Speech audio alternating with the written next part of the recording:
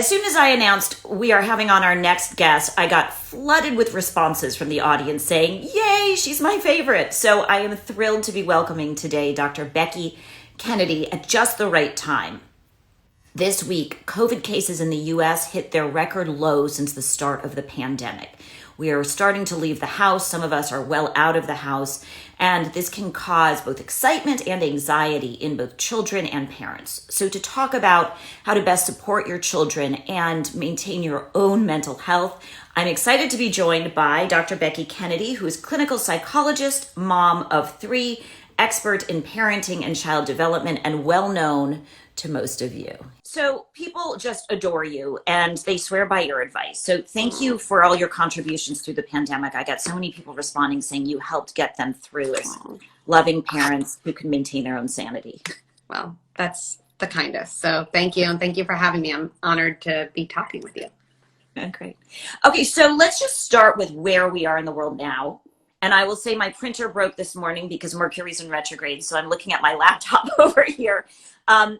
I just want to make sure I get to all the audience questions. But to start off with, we are living through a lot of stress and change right now. Coming out of lockdown is a time of momentous transition. So would you talk about what are the biggest challenges kids are facing as this change begins?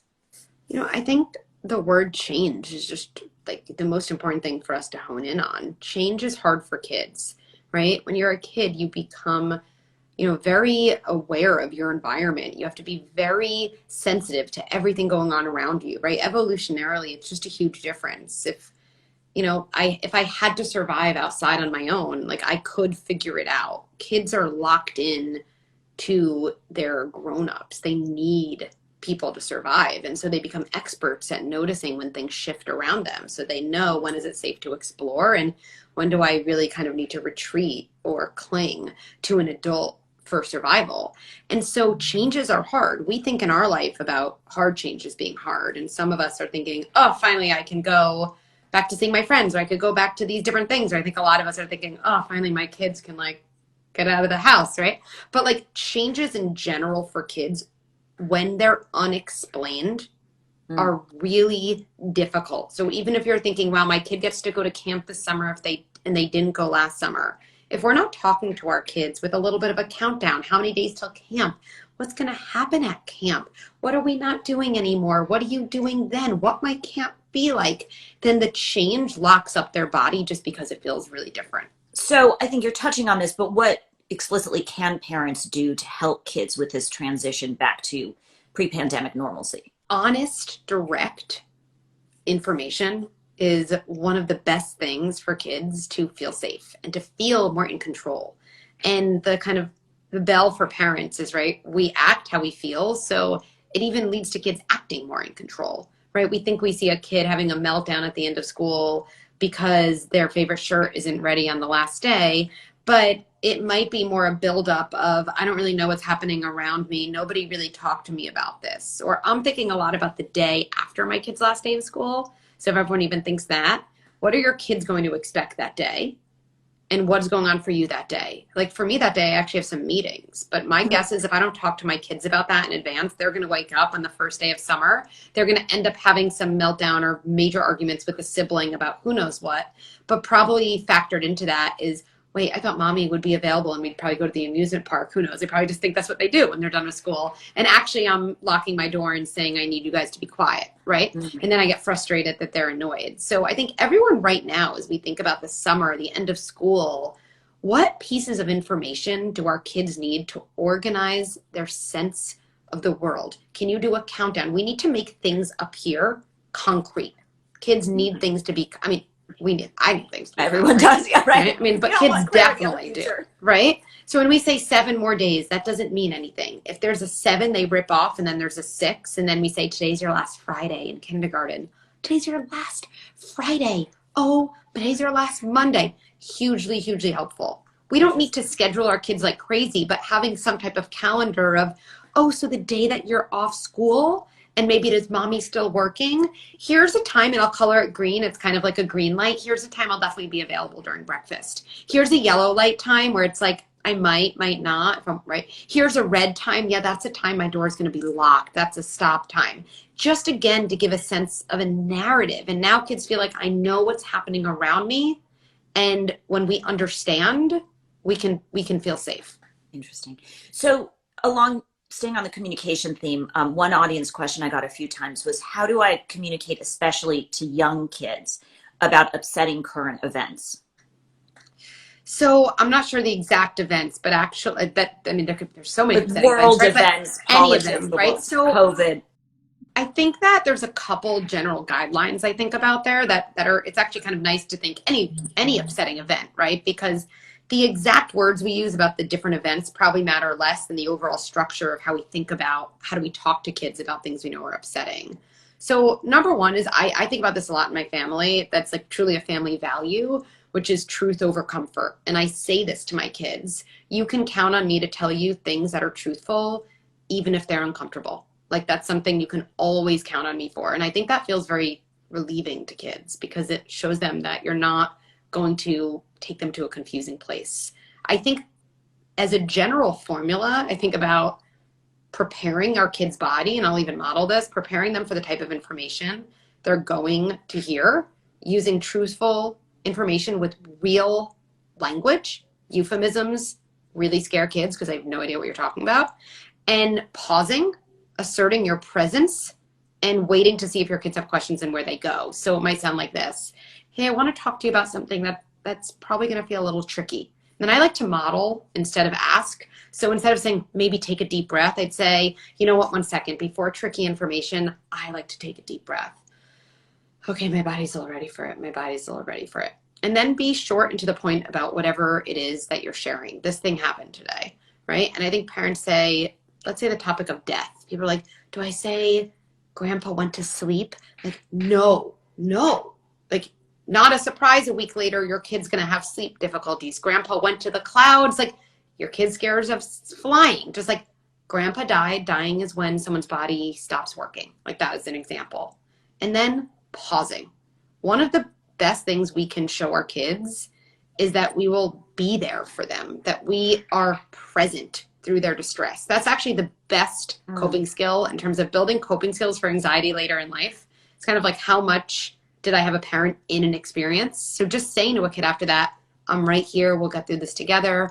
We'll talk about this again. You can ask me any questions you have. And then watching where their questions go, because often their questions are a sign of what they're ready to hear next.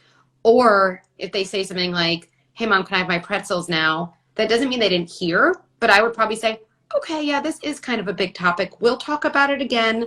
I think you're probably letting me know, not right now. Sure, I'll get you those pretzels. Helpful. Okay, what's the best way to address, this is an audience question, what's the best way to address pandemic losses for little ones and then for older kids? I mean, I think it depends. I don't know if we're talking about loss like death in the family or like, oh, I didn't get to do my soccer team. I lost a year of my life. Yeah. Yeah. I think honestly, and without a positive spin, right? I think we have to take our kids to happy so often. It's like, oh, but look at this way, or oh, but at least you have this.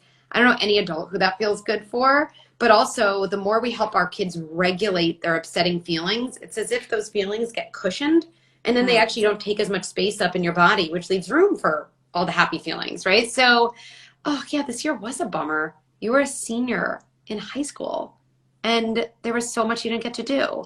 Wow, your kindergarten graduation, that didn't happen. Yeah, that does kind of stink. And I hear parents in my practice saying, okay, but then Becky, right? Then you get to say, but at least this. And I'm like, no, just leave it. That doesn't descend a kid into darkness. In fact, the more we're able to own that it's okay to feel sad, kids actually tend to own the other side of the equation. It's amazing how many times when you leave it at that, a kid will say, well, at least I got to do it over Zoom. And you watch their resilience inside them instead of almost like force feeding it to them. I feel like this is good advice for communication in general, not just kids. I mean, that it's really all, I don't do as much of this anymore because I'm busy with other things, but I used to do some consulting in organizations too. And it started always from working with parents. And one of them would say, I have a crazy idea. could you come in and talk to my management team?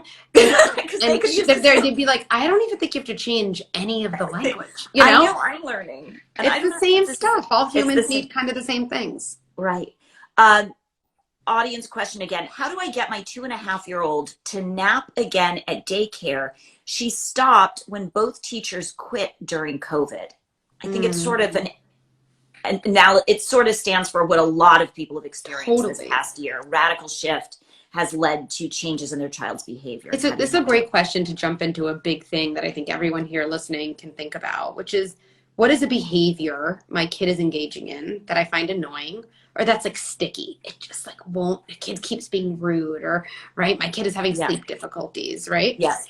Behavior is the tip of an iceberg, right? It's like, I'm not the first person to say that, but just visualizing that is helpful. So if that's true, then if behavior is up top, there's so much more underneath. And the problem one of the problems when we're parents, and I'm like this too, right? I have 3 kids, and like we see a behavior and we're just like, stop it, just stop the behavior. I'm just going to shut off the behavior. I'm just going to stop it, right? It doesn't work because there's a whole story underneath, right? So what is going on for a child where the behavioral manifestation of the struggle is not sleeping, right? I think that the question, what is going on for my child under her behavior, is like the most important question in parenting. It's like just being curious, like to almost like, I'm going to be a scientist being like, that's a clue, right? That's not the thing. Like if you were solving a murder case and someone was late to work, you wouldn't just be like, that guy was late to work, that woman was late to work. You'd be like, wait a second, that might mean something. So what does it mean that your child's not sleeping there? Well, attachment figures have changed. Now, a kid's going to school during a pandemic. It's already hard to separate. Gets used to 2 people taking care of her or him. I can't remember what you said. And now those people are gone. That's scary. So already we can start to think about that. Here's something parents don't realize enough when there's change, and especially when there's loss. When teachers leave, as an example, kids have no reason to believe that doesn't transfer immediately to parents. Like, that's actually true. My teachers can leave. Does that mean my parents can't leave in a moment? Like, they don't know. So I would be talking about these things and using play. Play is where kids learn. So I'd probably, with the 2-year-old, have some stuffed animals, or maybe they'd be trucks, whatever this kid likes. And I'd be saying, my teachers aren't here anymore. I have new teachers, and the room just feels, and then I'd probably say it like this. The room just feels, I don't know. It just feels like, ugh. And to sleep, my body has to feel, but it feels, dump truck. Do you ever know what I mean? And then I'd act it out and I'd say, yes, I know this is going to sound weird, but do you know that even when your teachers leave, there's other grown-ups to help? Do you know that your parents will never leave? Meanwhile, my kid is over here, right? But it's just distant enough that they can take in. Then I would also do something different. I would practice this. I'd say, let's pretend we're at school and it's nap time. Giving kids a mantra to use for sleep. It's a big part of my sleep workshop, which is one of my favorite workshops. Mantras in general distill things that are like very, very big and anxiety producing into something very small. And yet, Jessica, so true for adults too. I know. So some small mantra for your kid to practice at nap time at home. Meanwhile, you're just role playing it, then to use at school. I would make up. There's going to be nothing magical. I'm going to make it up on the spot. Whoever's question this was, make up your own. It could be, my body is safe. I can rest laying down. My body is safe. I can rest laying down. Or my almost 10-year-old still uses the mantra, and I use this when I can't sleep. My body will fall asleep when it wants to, which is such a beautiful representation of the lack of control we have in that moment, right? So some repeatable phrase, I do it at home, pretending it's nap time. Then all of a sudden, nap time at school is infused with this moment of play. It's infused with your parents' presence because you practiced it. And now you have a mantra that went from home to school with you, and we've added all those elements of safety. Wow. This so tracks with what you learn in sort of meditation workshops, which is the practice makes the experience work. Yes. Keep doing it in safe spaces, and you can do it in challenging spaces. Yes. Okay, shifting a little bit to parents' mental health. One person writes in saying, I have an anxious child, and some days I'm exhausted by trying to help him cope day to day. So what is your advice to parents who are feeling triggered by their child's angry outbursts or by their ongoing anxiety? Oh, I have a million things to say about this. And your brain's pinging so many directions. You're like, okay. number one thing about anxiety. I want to talk about the way I think about anxiety, and I think it's really powerful for adults and kids. So Jessica, you can first tell me if you ever think about it this way. I think about anxiety as an equation. It's uncertainty coupled with, or uncertainty plus our underestimation of our ability to cope. Those are the two factors. And if you think about any addition equation, when one goes up, the other goes down. And what we often do with anxiety is we think we can reduce anxiety by reducing uncertainty, by getting more information. Information is lovely, and I think it's really helpful. You're like the business of like information, but information doesn't do much for anxiety because we can't make certain the uncertain, because we get anxiety about the future. And I don't know anyone who's that great at solving the future. And every time we give kids more information, and I'll play this out, we think we're helping them, and kids are actually asking us for information. We're always making their anxiety worse, because as you work on the uncertainty side, you forget that you're a person who can cope with hard things. So I'll play this out. A kid's like, I'm going to start camp. How many kids are going to be in my camp? Oh, what's my counselor's name going to be? Do you think I'm going to swim before I go to gymnastics? Do you think I'm going to do basketball first? Do you think I'm going to like the food? What if I don't like the food? Okay, I'm going to pause. I feel anxious thinking about this, right? So approaching it from the uncertainty, you'd be like, let me pull up the website. Okay, let me see. They have hot dogs. They have hamburgers. You know, do you think they're going to be crunchy? I don't like it when they're like crunchy hamburgers on the outside. You know, let me call the camp director, right? You're doing like all these things. The other side would say this: you have so many questions that lets me know you're really thinking about camp. Here's the thing. We don't know a lot of those answers, and it's hard not to know. Here's what I do know. You've started a new camp before, and you've gotten through it. Here's what I do know, and this is going to sound weird. We can put your feet on the ground. You could put your hand on your heart, and you can take a deep breath and say, my name is Nathan, and I'm strong, and I can do this. Maybe that's the mantra. My name is Nathan. My feet are on the ground. I'm strong, and I can do this. It's literally the opposite of information seeking.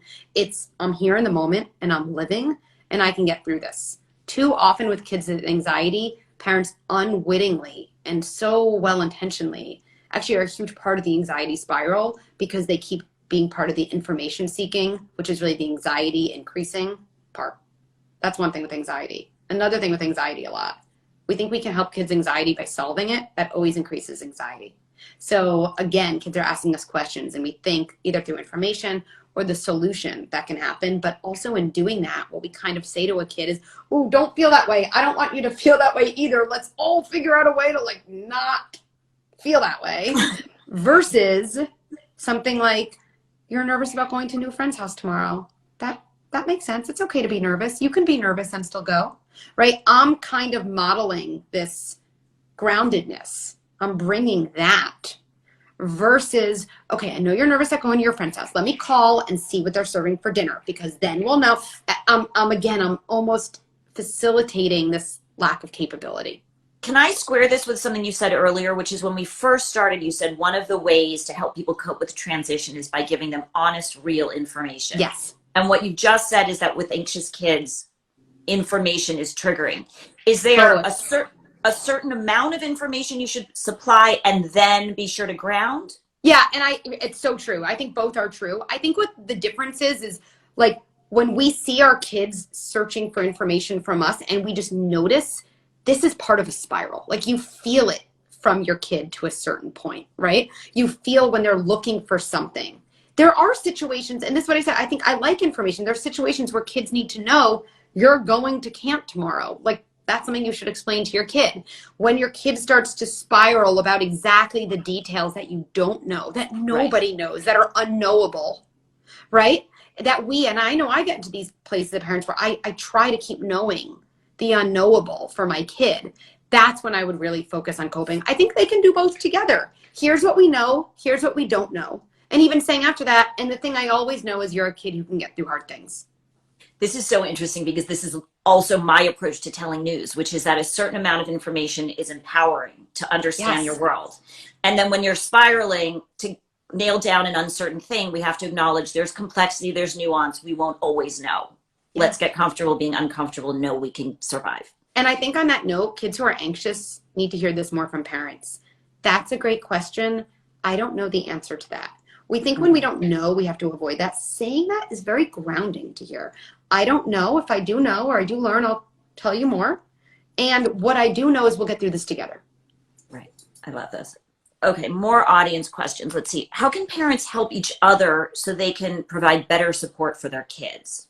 I think we all have to have those friends that we can be like really honest with. The friends who are like, oh, like, you know, I like parenting is rough, or oh, want to do anything but like have dinner with my kids right now, or oh, just getting through bath time is so exhausting. And even linking that with, can you text me something funny at 5 p.m.? Can you text me a funny meme? That time is always really hard, right? And the friends who know that when we talk about how hard parenting is, let's say over here, that doesn't mean we don't still love our kids or we're not grateful for being a parent, that aren't collapsing truths, you know, that can hold multiple things at once.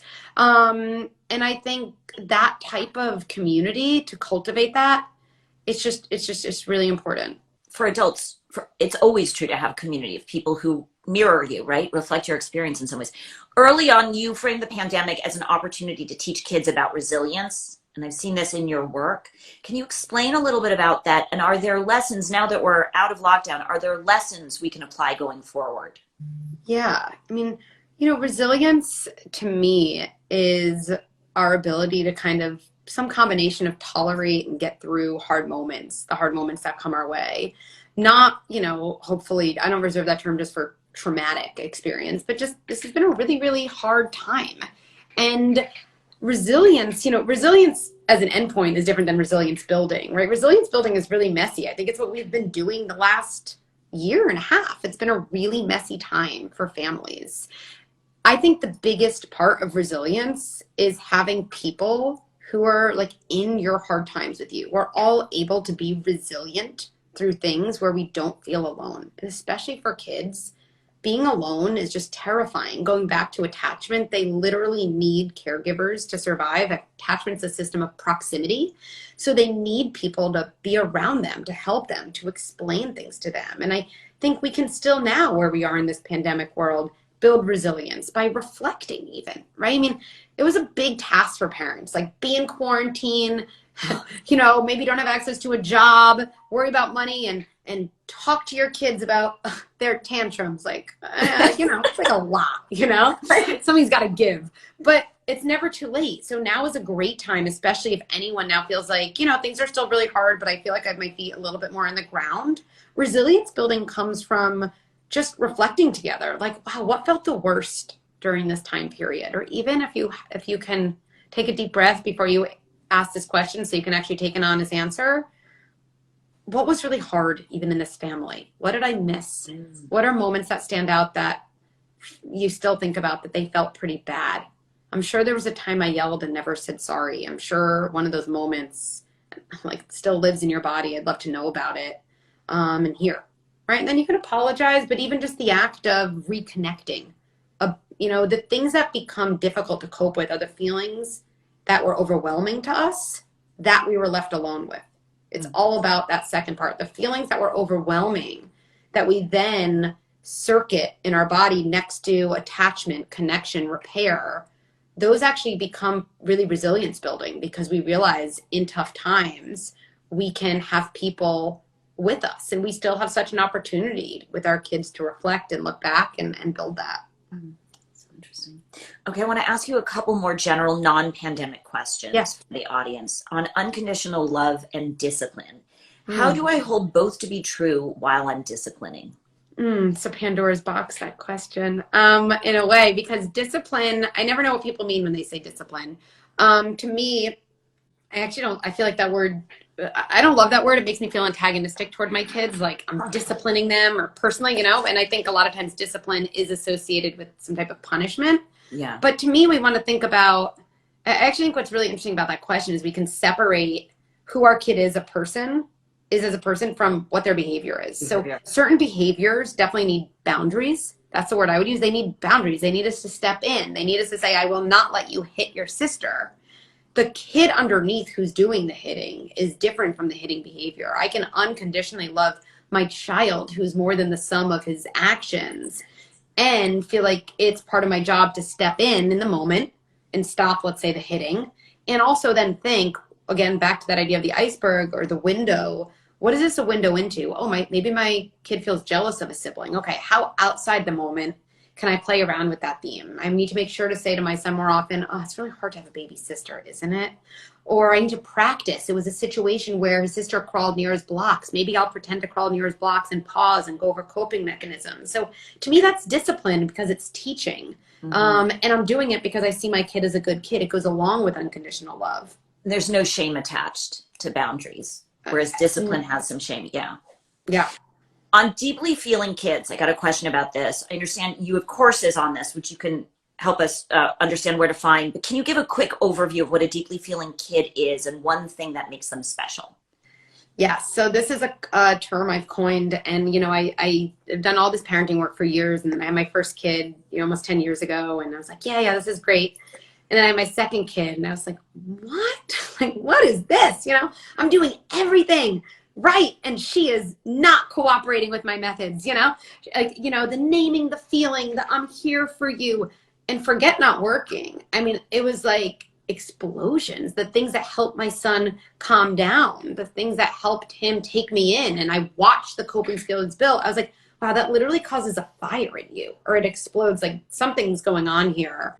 And a lot of my work with my adult clients, I kind of started putting together of like, oh my goodness, like you were this type of kid. And these kids then pull for rejection, and they pull for gaslighting terms. Like, you're so dramatic. You're so overreactive. You make everything difficult. It then cycles their deepest fears, and things don't go so great. So deeply feeling kids to me are, to me, the label, it does, like, I don't even think it has to be so binary. You probably all have deeply feeling kid parts of all of us, but the kids who really display this the most, they can be very explosive. They go 0 to 60.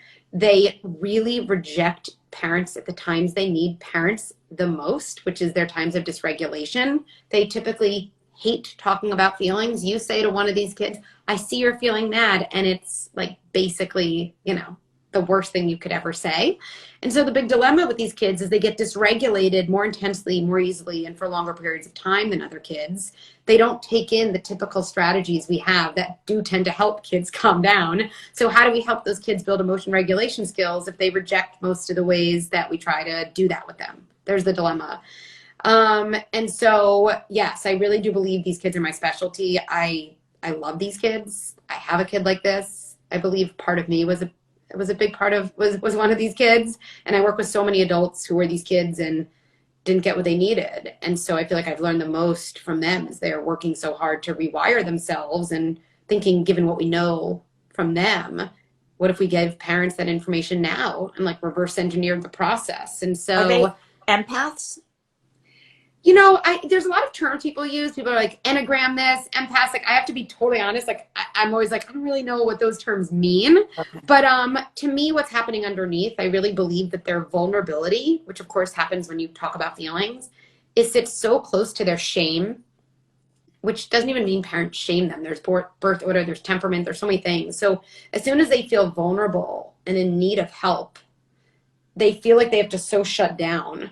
And they almost they're so ambivalent about their need for help. So there's so much angst. And the more help I need, the more I almost internally hate on my own need for help, which is why things come out with such nasty, I hate yous, get away from me. These are the kids who say, get away from me, who desperately need parents, who need the skills to know that you do not take the bait. Like, they don't want you to go away from them. They're saying go away from you because they feel so bad. They almost feel like they have to protect you. Then as soon as you leave, it confirms to them that badness they fear. And so you're in that cycle. But these are the kids who are going to change the world. And they just need to harness kind of this power inside themselves. And you have a course on this, people. I have 2 courses on them. They're my most popular, deep part 1 and part 2, by far my most popular. And it's true. Parents tell me, they're like, this is the first time I've actually understood my kid and felt hopeful about what to do. Can I ask you just a few more final questions? Yeah. Okay, great. On children with disabilities, for unseen disabilities like ADHD, dyslexia, and autism, how do you talk about it as a positive while acknowledging the struggles? I guess my first gut is to shift the question a little bit, is that, and that to me, confidence is really our ability to be at home with ourselves. It's really not our ability to feel good about ourselves. And I think those are really different ideas that would lead to different interventions, because we obviously all want our kids to be confident, right? So I think our kids know when we're trying to spin something positive, but I don't think the opposite of that is spinning it negative. It's just kind of going back to like telling the truth and saying it how it is. So it might be, yeah, sitting at the desk and paying attention in class, that is like, it's hard for you. Sometimes kids say it's harder for me than anyone. And we want to say, but that means you're more creative than anyone. Like it actually doesn't make a kid feel good. They see what's happening. It actually builds confidence by saying, you're right to notice that. Yeah, that is. What is that like for you? Right? And then often conversations naturally go to also other things after that. Yeah. And you bring such an energy and such passion in this. Like those are also true. But every time we try to take our kids out of what they're feeling to feel something more positive, we actually build their anxiety, because the next time they feel that thing or notice that thing, oh, it's harder for me to sit down in class than other kids. They actually remember next to it, where's the happy feeling? Like I'm not supposed to feel that way. Where's the positive spin? And in adulthood, you can always find a positive spin, right? Jessica, like me and you're like, sometimes you're like, this is just a not great day. I did not handle that situation well. And we find ourselves by kind of being at home with that. So I think that's what I would really focus on with these kids. Is there a question you're asked most frequently? Yes. The question I'm asked most frequently, and I think it's on everyone's mind, is it too late? Oh. I could cry thinking about that question. I think parents ask me this after engaging and thinking about a different way of parenting, and they ask about their kids. I honestly think we're all mostly at first asking that about ourselves, because we realize as soon as you become a parent, you realize they're like a pawn in your own psychological game, right? Like there's so much going on for us. So it's one of the questions, though, I can say, it's the only question I can ever answer very directly, which is just like, no, it is never too late. That's a chapter in my book. It's called It's Never Too Late. It's never too late. It's never too late. And I think we know this, that any of us now, like I feel like now, if you imagine your own parent, if they're alive, coming back to you at our age and saying, I keep thinking about the way I did things when you were younger, and this thing probably felt bad to you, and I'm really sorry, and tell me what that was like. Like, I don't know one adult who doesn't say, oh my goodness, that would still do something now to like reduce my self-blame, or that would help me so much. And so it is never too late. If everyone even watching this can like take a deep breath and remind themselves, the best parents repair. They don't get it right all the time. That's like not a thing.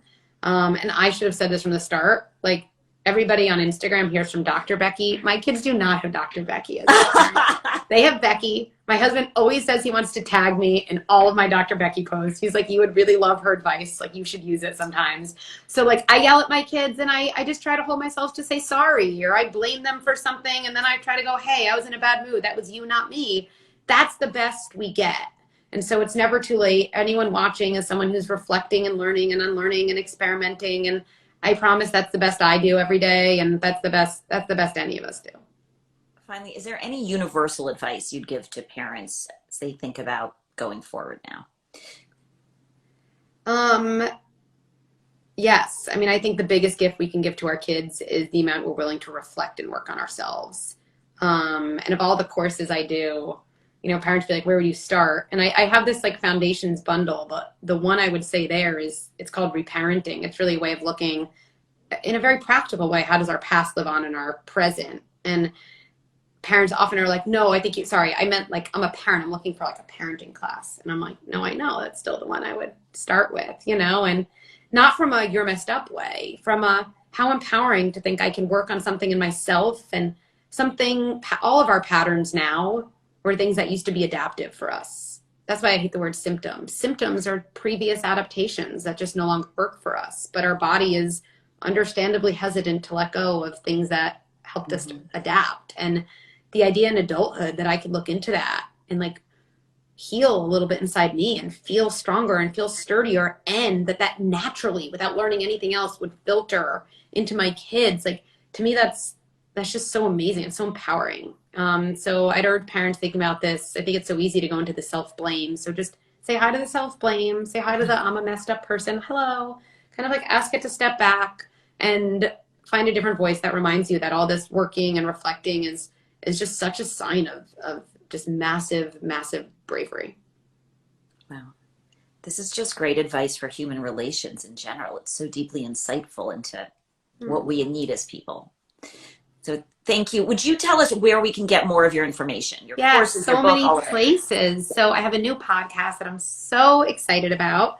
It's called Good Inside with Dr. Becky. It's on all the players. And the podcast actually answers questions of followers or listeners. So if anyone here has a parenting question, you go to the podcast highlight of my Instagram page. There's like a 646 number. You call, you leave a message.